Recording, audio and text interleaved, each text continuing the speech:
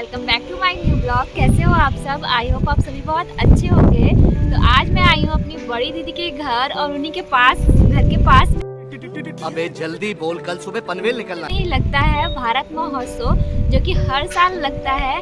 और पहले तो लखनऊ महोत्सव के नाम से लगता था, लेकिन अब नाम चेंज हो गया और भारत महोत्सव के नाम से लगता है। तो लास्ट के 2-3 दिन बचे हैं, तो चलिए चलते हैं महोत्सव में और साथ चलेंगे और देखेंगे कि क्या क्या है महोत्सव में। मैं पूरी वीडियो आपके साथ शेयर करने वाली हूँ, तो ब्लॉग पे बने रहिएगा। तैयार होके मिलती हूँ।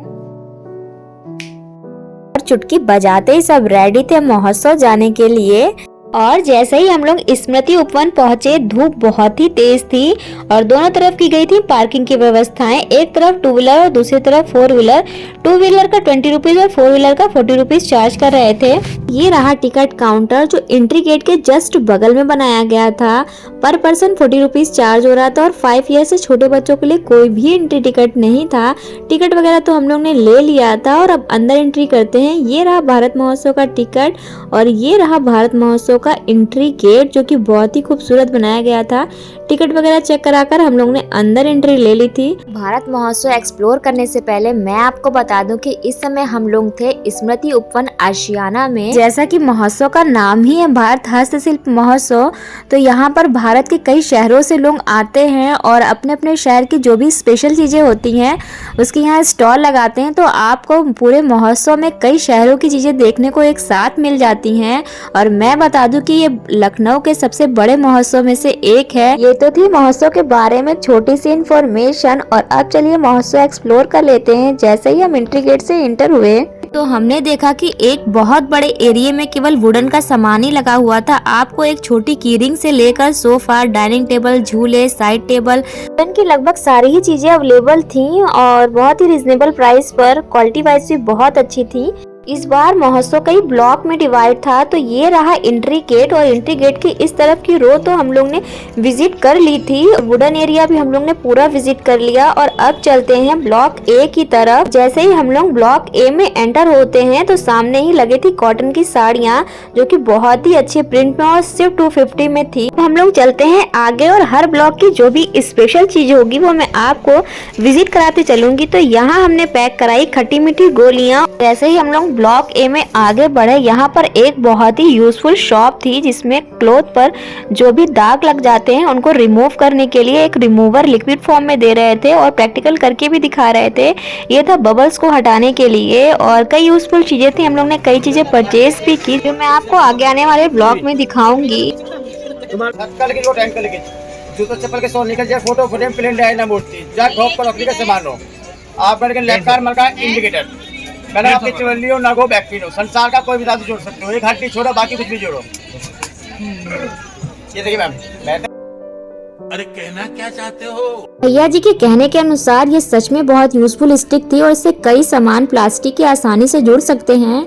आगे था स्टीमर और इसमें बहुत सी चीजें आसानी से स्टीम हो रही थी। दाल, चावल, मूंगफली, छोला सभी। आगे बढ़ने पर हमें किचन के लिए मिला कटर, जिसमें कई तरह के कटर थे और बहुत सारी सब्जियां बहुत ही स्मूथली तरीके से कट रही थी। देखने में बहुत ही बेहतरीन लग रही थी। लौकी, कद्दू, आलू, टमाटर, शिमला मिर्च, प्याज, लगभग सारी वेजिटेबल हम लोग को कट करके उन्होंने दिखाई। बहुत ही आराम से और बहुत ही अच्छे से कट हो रही थी और साथ ही उसका प्राइस भी बताया इन्होंने। और यहाँ काट रहे थे ये होली के लिए चिप्स और ये चाउमीन के लिए पत्ता गोभी भी इन्होंने काट के दिखाई और सच में सही से और बहुत अच्छे से कट रही थी।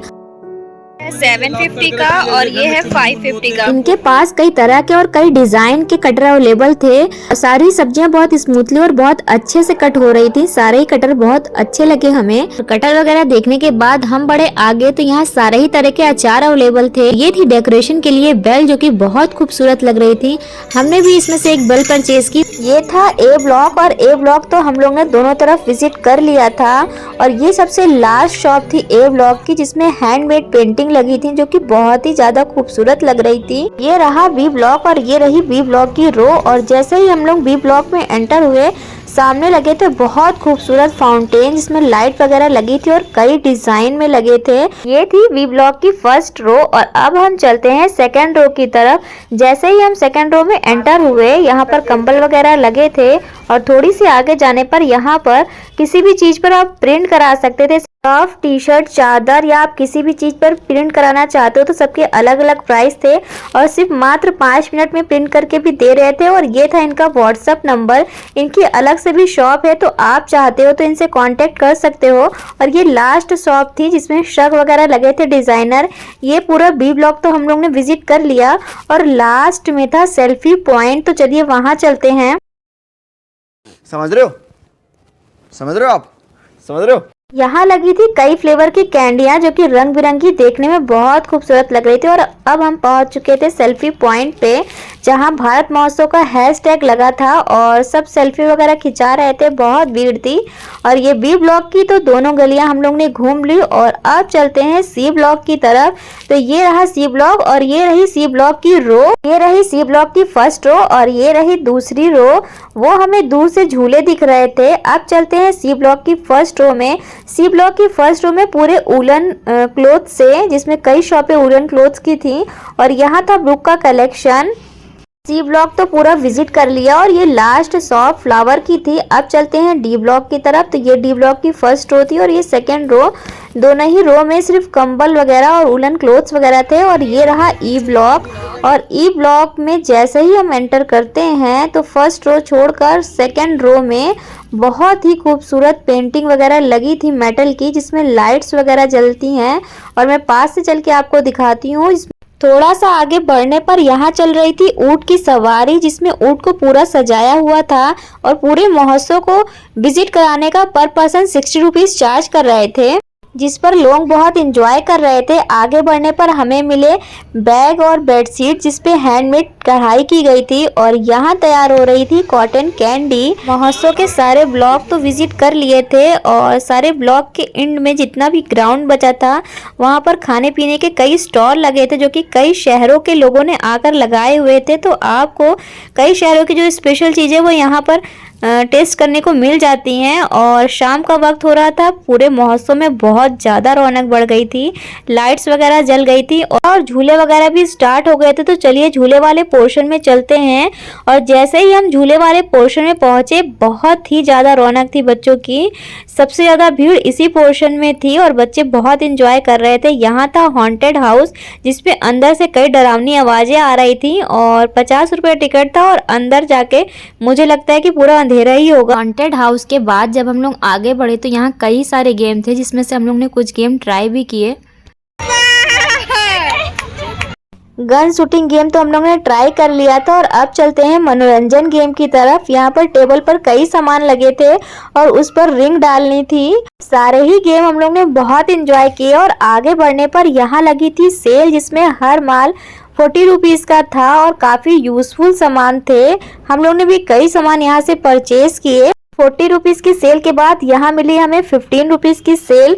और पूरे महोत्सव में कई जगह सेल वगैरह लगी थी और पूरा महोत्सव हम लोग ने घूम लिया, बहुत एंजॉय किया। और अब चलते हैं खाने के स्टॉल की तरफ। जैसे ही हम लोग खाने के स्टॉल की तरफ पहुँचे, यहाँ हमें मिली थी बहुत क्यूट बच्ची, जिससे हम लोग ने ढेर सारी बातें की और इसकी बहुत क्यूट स्माइल थी। बातचीत करने के बाद हमने ट्राई की महोत्सव की चाउमीन और साथ में पी गर्मा गर्म तंदूरी चाय, जो कि कुल्हड़ को आग में पकाकर बना रहे थे और बहुत ही टेस्टी लगी मुझे। खाने पीने के बाद और पूरा महोत्सव काफ़ी एंजॉय करने के बाद अब हम घर जाने लगे हैं। और लगभग 2:30 बजे के करीब हम लोग घर से आए थे और 9 साढ़े 9 बज रहा था। काफ़ी बड़े एरिया में महोत्सव लगा था, तो मैंने 8 से 9 मिनट के ब्लॉग में पूरा महोत्सव एक्सप्लोर करने की कोशिश की है। महोत्सव कैसा लगा आपको कमेंट्स बॉक्स में ज़रूर बताइएगा। साथ ही आपकी कोई भी क्वेरी हो तो कमेंट्स बॉक्स में ज़रूर पूछिएगा। हमने तो काफ़ी एंजॉय किया महोत्सव। और अगर आप इस ईयर विजिट ना कर पाए तो नेक्स्ट ईयर ज़रूर विजिट करिएगा। तो मैं बता दूं आपको कि भारत महोत्सव हर ईयर लगता है दिसंबर के मंथ में लखनऊ के स्मृति उद्यान में। तो महोत्सव तो हम लोग ने घूम लिया और ब्लॉग कैसा लगा आपको कमेंट्स बॉक्स में ज़रूर बताइएगा। ब्लॉग पसंद आया हो तो चैनल को सब्सक्राइब कीजिएगा, वीडियो को लाइक कीजिएगा और बेल आइकन को प्रेस कीजिएगा, ताकि मेरे आने वाली वीडियो की हर एक नोटिफिकेशन आप तक आती रहे, वो भी सबसे पहले। और मिलते हैं नेक्स्ट ब्लॉग में, तब तक के लिए bye. Thanks for watching my channel. Thank you.